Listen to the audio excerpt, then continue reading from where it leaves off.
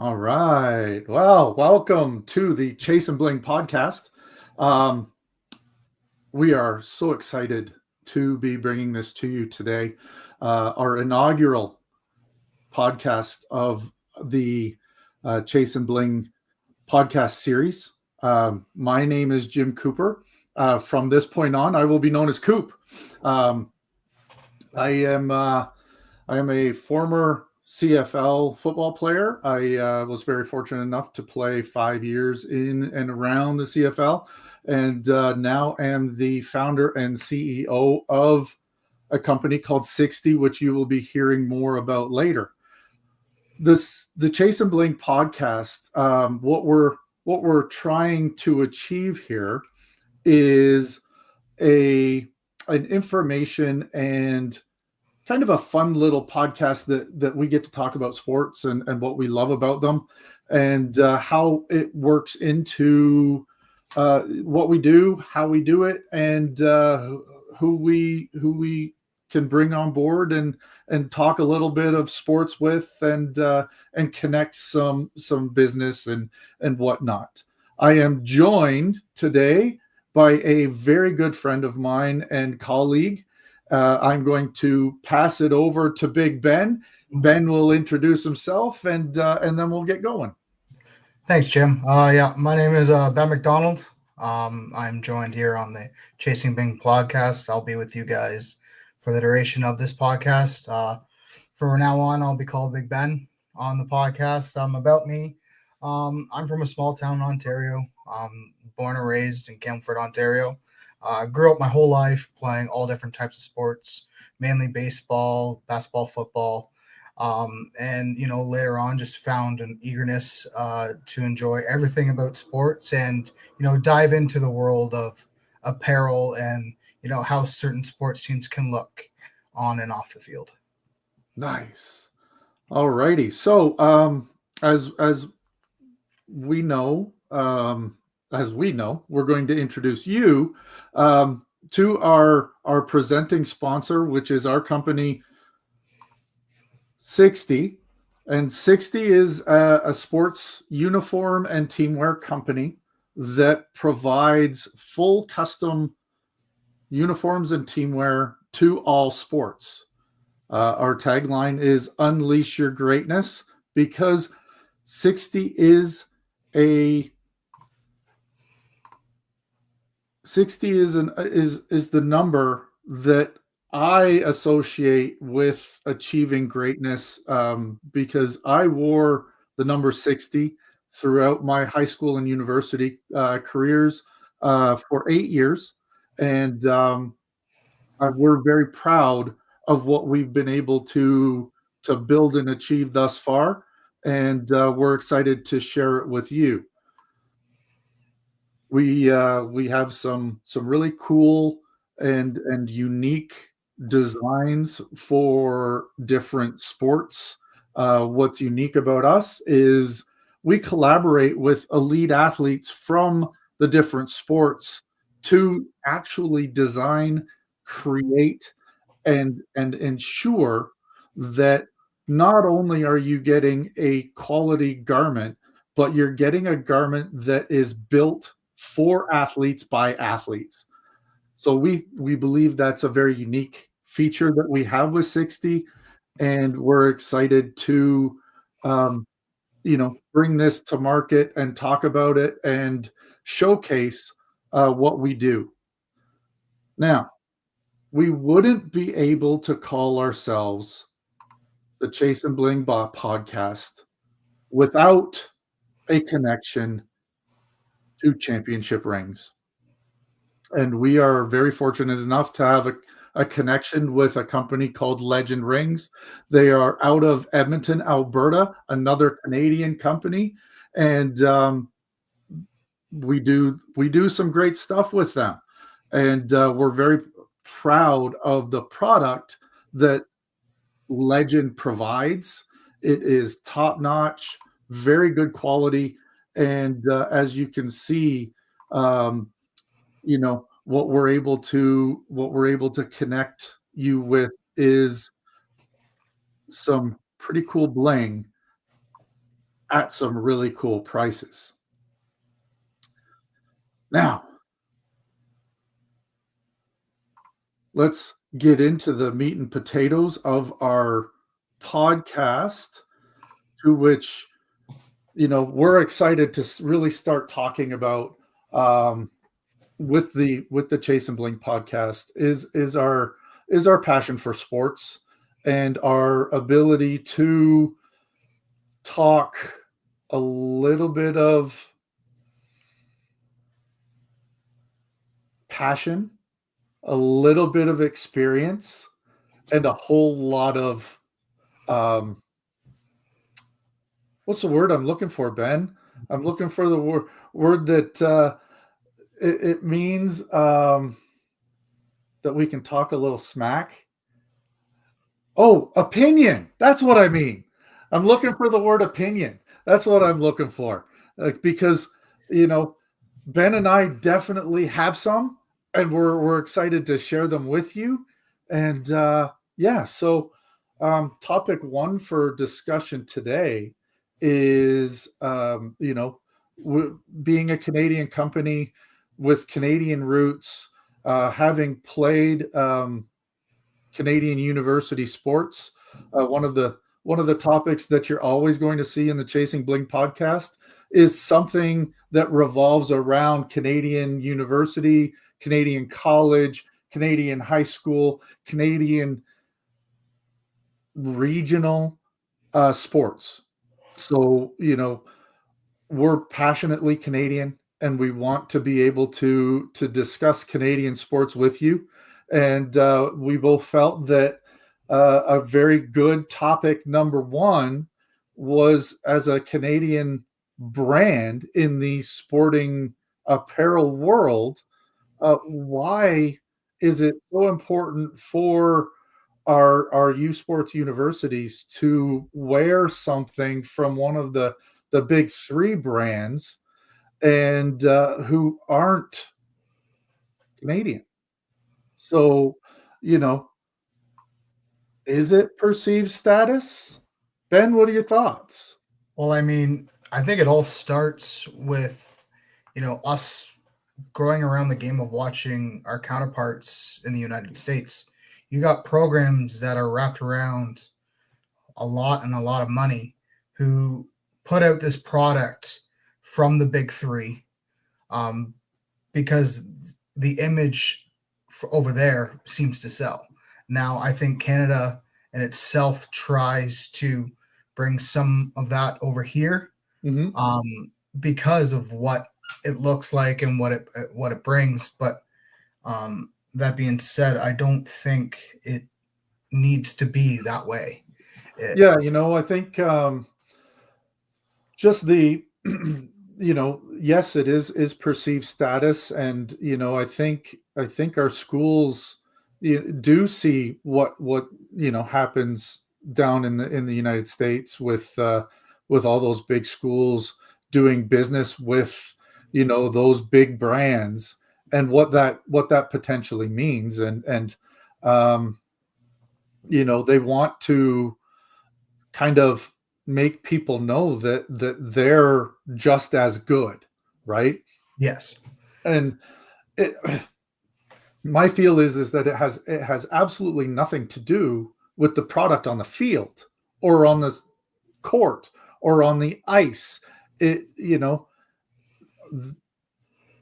Good athletes, great athletes, are going to be great athletes no matter what they're wearing, right? And I think we're seeing that right now in the NHL, where we have a new brand of Fanatics being the logo on the jerseys that these guys are wearing, where last year they were wearing Adidas, and a few years ago they were wearing Reebok. Product on the ice hasn't changed. No. If anything, the product on the ice has gotten better over the last 10 to 15 years. I mean, the So, game, the you know, game's yeah, and I think the next thing that, the question that has to be asked is, why are you paying higher prices for stuff with, when there's other options out there available, and there's no conclusive evidence of, those higher prices equating to higher quality garments. I mean, I think it all starts with the big three being able that they started, years ago, that they have now set the market. Absolutely, absolutely, and They, they are the entities that people want to kind of gravitate towards, right? yes, but why not, turn to a smaller Canadian brand is, something that can be seen. I mean, now it seems like more than ever that, companies like ourselves are able to obtain, quality of garments that not only match or could match the big three, but could be better for performance wise for those athletes. Well, better for performance and better on budget. Um, if we can get an apples to apples comparison and showcase what we are able to do, I'm sure that on a large scale, the savings would be very, very, very impactful to the budget of a the athletic division of a school. Yeah, I couldn't agree more. So, we'll table that for now. Hopefully, this sparks a little food for thought discussion, and we can open this one up back again at some point down the road, and talk about this a little bit later. But next up on our agenda is switching gears to talking a little hockey and what just transpired with you know the Four Nations face off, which for I know you and I talking offline, such a positive thing for the NHL in comparison to the product that they have put on the ice with the All-Star break um, in the past. Yeah, I mean, it in itself, you could see that the players wanted this. This wasn't something that the league shoved down their throats and is forcing players to be a part of. This is something the players wanted from day one, and it showed throughout the week of hockey. Right. And I know that you really brought this one up, and I'm interested to hear what where we can go with this one, in terms of the impact on the win for Canada, and what it meant for the USA as well. Well, this win for Canada not only, you know, cemented themselves as still the powerhouse that is hockey, um, but it was an impactful win away from hockey with everything that's going around with, us and the Americans. This was more than just a hockey game. And for myself, this when I was watching this game, this made me think of back to, the 2010 Olympics when Canada played the United States. Hmm. And that game, I can still remember to the day where I was sitting, where I was watching the game from. I remember how it played out, the score, who scored, everything about it. And I think the impact from this game is going to have that same effect in about 10 to Yeah, 15 years. it would be really interesting, to kind of follow this, as it happens in future years, when when there isn't the politically charged sidebar Yes. that went with this single event. Yeah. Yeah, you can't not say that there were some very nationalistic overtones with the time that this event went on. And Exactly. so, um you know yeah, there were, hey, we have very passionate people on both sides of the border. I think you would agree that there were opportunities in that final game that the game could have easily have gone the other way. Oh, easily. I mean, And what would the overall impact have been then? I mean, it's tough to say. I know it is, because it's not how it played out in the end, but you always wonder, after the fact, excuse me, if if the shoe was on the other foot, what would the post effect be for Team Canada and Canadians? Should the US have netted one in, regular time, or in that first little flurry, in the overtime period? I mean, it could have been a whole retooling for us in Canada. I mean, this team was made on, a fast pace, gunsling kind of game, where the Americans were kind of made of on a beatdown forecheck. Yeah. And, if it would have went on the other foot, who knows what would happen for even us Canadians and, even Canadians in the hockey world. Which now kind of brings us into our next little idea of Canada's new big three, because, we've always gone through, kind of those 3-player segments throughout Canadian hockey history,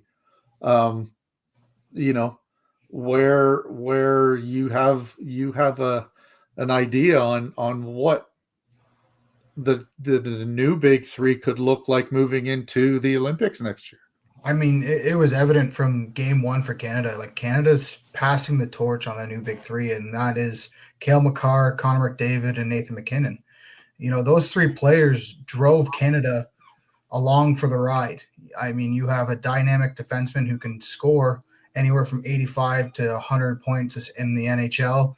You have arguably the best hockey player on the planet in Connor McDavid, and you have probably like a 1B player that is in the conversation of best player on the planet, and Nathan MacKinnon, who was the MVP of the 4 nations, and it showed with his skill and the way he plays the game. Mm-hmm. Like I really, I like your comparison to a 1A and a 1B with McDavid and MacKinnon. They're both of their speed is incredible. They play at a speed that I haven't seen maybe ever, and it's a pleasure to watch. It will be, I'm sure there will be some passing of the torches, within the next 6 months, 8 months, as Team Canada then preps for the Olympics and what that looks like, and it's always a last minute shuffling of the deck, it seems.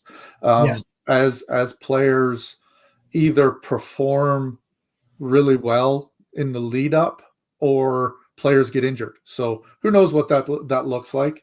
My question for you now is, USA inching closer to a big stage win, and are they and should they be considered front runners for the gold medal in the Olympics?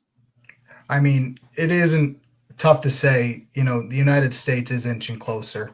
I mean, to say how close they are away from being, like the top powerhouse in hockey, it's tough to say.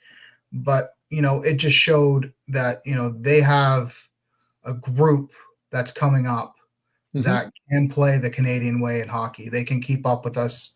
They have a stud goalie in Connor Hellebuck who can, carry a whole team to a victory like this. And I think, this tournament that preluded to the Olympics a year from now, it's going to show. Like, the Americans are here. They're going to be here to stay for a while.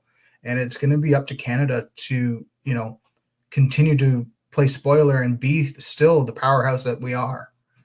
I think, and this is my personal opinion on this, is I think that what Canada has been able to do over the past number of years is rely on a lot of experience, um, to which now with the U.S. With their development programs up through junior into the NHL. What you're seeing is a definite move of the needle, and you know I think that I think as fun as the Four Nations was fun to watch, I think the Olympics is going to be just as fun. Um, you know because you're going to see two very good hockey nations from North America battle it out at some point. But then, we also have the addition of all the other countries Yeah, that didn't get to participate in Four Nations be able to provide another level of excitement and competition. yeah, I couldn't agree more. I mean, you know, Four Nations was amazing, but without the country like Russia being in the hockey world, it kind of hinges on a what if, Hmm. and time will tell if whether the Olympics committee and stuff gets figured out with Russia if they'll be a part of it or. But no, it'll be definitely exciting to see what these two teams bring in the Olympics in a year's Uh, time. Absolutely. And now, shifting gears once again, we get to talk about a passion of both of ours, the wonderful world of golf. And one of the first, you know, unofficial major Yeah, I mean, appro- I'm excited. approaching really, really quickly. This is one of my favorite tournaments to watch. Um, so I'll ask you, Ben, and then I'll give my 5 cents afterwards. What makes the players intriguing to you? I mean, the Players is the first tournament in the calendar golf season that has all the big boys on one stage. You have the top 50 playing in this tournament every year Hmm. with invites from past champions, whether it's this tournament or the years prior that get some exemption. But this is what the golf season's all about right here. This is a prelude to the majors. It gets us ready for top-notch golf in an immaculate place that is the Players Championship. And you hit the nail on the head. For me, it's the place. Um, I was always a fan of the championship course you know at the players and the TPC, and being able to set foot on the grounds a couple of years ago really cemented the fact that that place is special. Um, Okay.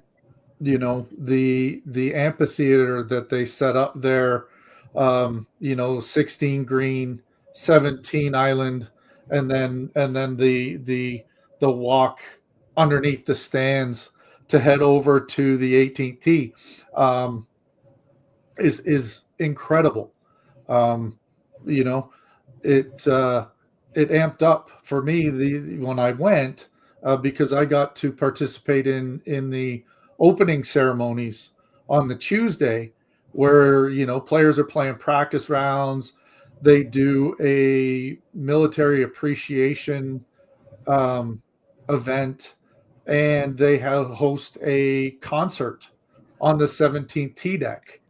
That And is it was really cool because the year I went, it was Luke Combs, as he was just getting started in his musical career, and just getting known. So it was really fun to be in and around. But man, that course, it's immaculate.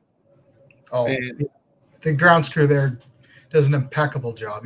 There's not a leaf out of place. There's not a blade of grass no, that's out of place. It's a it's so nice. And so, you know we both know that with that course being what it is, it brings its challenges into play. And so, who's your favorite to win this week?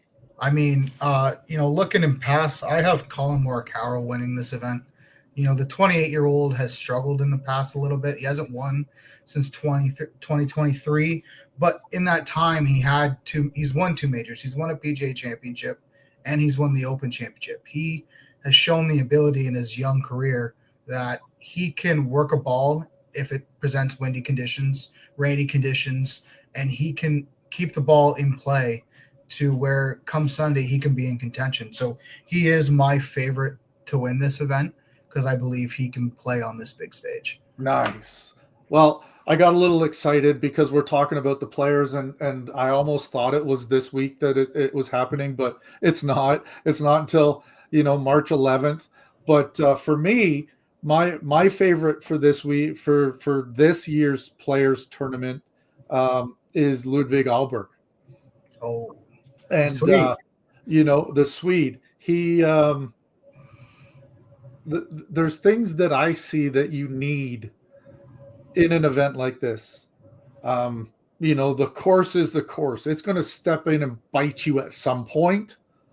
And Ludwig just seems to me one of those newer players where the stage isn't too big and and he has the ability to grind.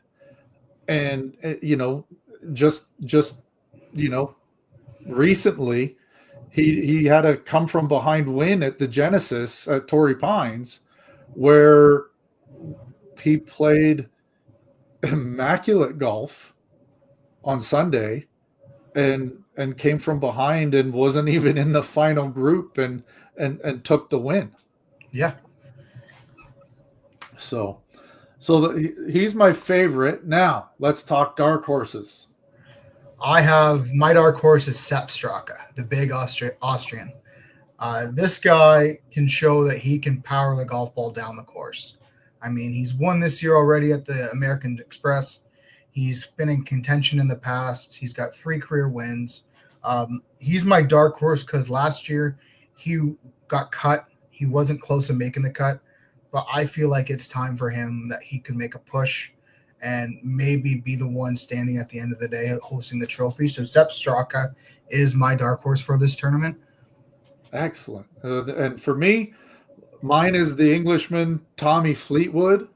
I think he's due on the big stage. He's been able to churn out a bunch of wins internationally, but still the PGA win still eludes him. I like his game for this course. It sets up well. Last year he finished tied for 36 at a -6 with, Scotty finishing at a -20. But we all know that course can change depending on weather. And I always, if the weather gets a little rainy, a little wet, a little off, I always like a good Englishman to be able to overcome some of those elements because that's what they grew up playing. Exactly. So you never know what's going to come. So those are our picks, and we'll see how it plays out. But we're again super excited for the tournament. Yeah, it'll be interesting to see what happens in the weeks leading up, and even that 4-day stretch. It'll be interesting to see what happens. Yes, for sure. Well, my man, that brings us to the conclusion of episode 1. Yeah, this was awesome. I mean, this was great. I look forward to putting this again together next week and continuing on this journey. We look forward to whoever's going to joining us via text, via chat, via, if you want to be a guest, please let us know. We'd be more than happy to have you on. And Thanks, everybody. Yeah. Thank you, everybody.